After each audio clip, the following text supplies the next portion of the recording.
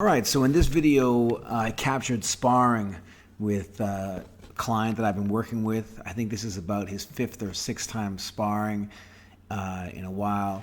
And just to go over some of the things that I'm looking for, or just try to develop somebody before they get into the real action. Now, regardless, if you are going to have a fight, there is going to come a point where there's a moment of truth where you're sparring guys who maybe don't necessarily want to knock you out, but they're trying to beat you like it's a fight. So in other words, you will have to have fight sparring.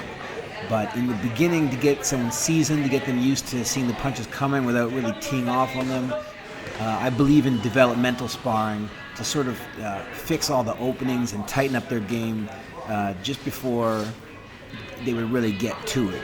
But make no mistake, if you're going to fight, you're going to have some sparring with guys who have fights and are trying to come at you at a fight pace. Otherwise, you won't be able to take the heat in the ring. You're going to get in the ring, and mentally you'll probably want to quit, and you won't be able to take the heat as well. Your conditioning won't be up to the level. By the time you get near the end of the second round, you're going to find yourself feeling really weak. But just a few things that I'm looking for in sparring.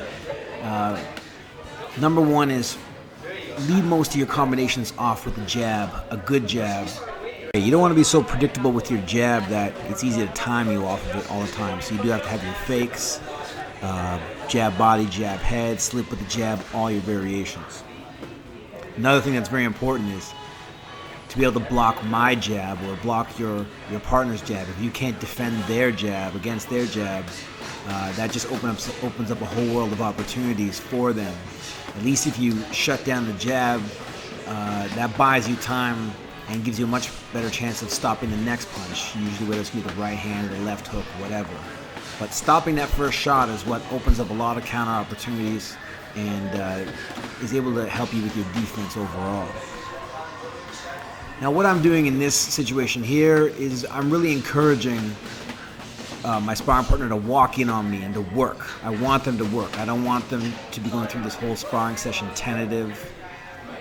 Encourage them to work, build their confidence, and then later they're going to realize the punches are going to come and get used to seeing the punches and blocking them, but not throw the heat at them that they really don't want to come back and do this. So it's sort of developmental.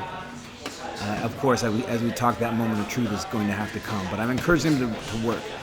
If I see some flaws, like constantly dropping of the hands, I'm going to try to expose that with some light, easy feed shots.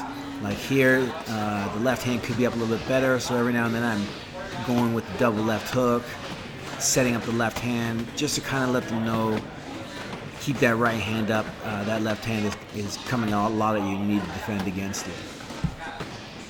A few other things that you got to watch for and try to keep any kind of beginner in check is they're going to face different types of guys. So here I'm moving around a little bit. Here you see me, I'm going to step in and turn to the right.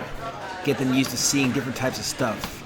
Not just always somebody who's going to be in front of them blazing, but guys who are going to turn and try to create different angles, pop in and out. Show them different looks, different styles, if I can. Another issue that a lot of guys have, they just gotta work it out, is looking down. Once they get into trouble, get into a little bit of heat, they're gonna start to look down. So every now and then I'll just tap the uppercut up, or just let them know, hey, keep your head up, keep your head up. That's a real common beginner habit. And as you can see here, again, I'm just trying to cover and counter, work, put pressure, but not blaze right through them. I'm fortunate that this guy is around my height and weight. If I had a bigger dude coming at me, of course, I'd have to pick it up myself. So you do have to keep the situation in mind. And again, this person is working and then stepping off to an angle, or working and covering, not coming at me like a machine gun, even though I want them to work. If you come out like a machine gun, not only are you disrespecting your sparring partner, you're disrespecting the sport in general, because it's almost like saying, I can get away with this without any counters. But again, you go against a good opponent, sparring partner, the minute you're about the 4th or 5th predictable shot, you're going to be countered, you're going to get tagged. So, I mean, this machine gun thing can work for some guys, but without any head movement or mobility, you're just coming in straight with shots, you're going to get tagged. And then again, once you get to the final rounds here, a lot of this is just about pushing your conditioning and fighting through that tough spot, because you can be going well for the first number of rounds, and then you're going to hit that wall. And being able to fight tired and keep it up is sort of the mental edge that you're going to need, and even the physical edge, especially when you're in the amateurs. You get into the later rounds. In the beginning, if you're later in the third or later in the fourth, that conditioning is really huge.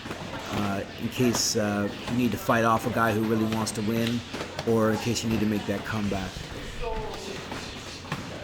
But yeah, so for you guys who are beginning in sparring, I hope you enjoyed this video, get a little bit out of it. It's just me doing a little bit of work with a client and just trying to show you what you can look for and what to expect from the beginning. All right, thanks for watching, guys. Peace.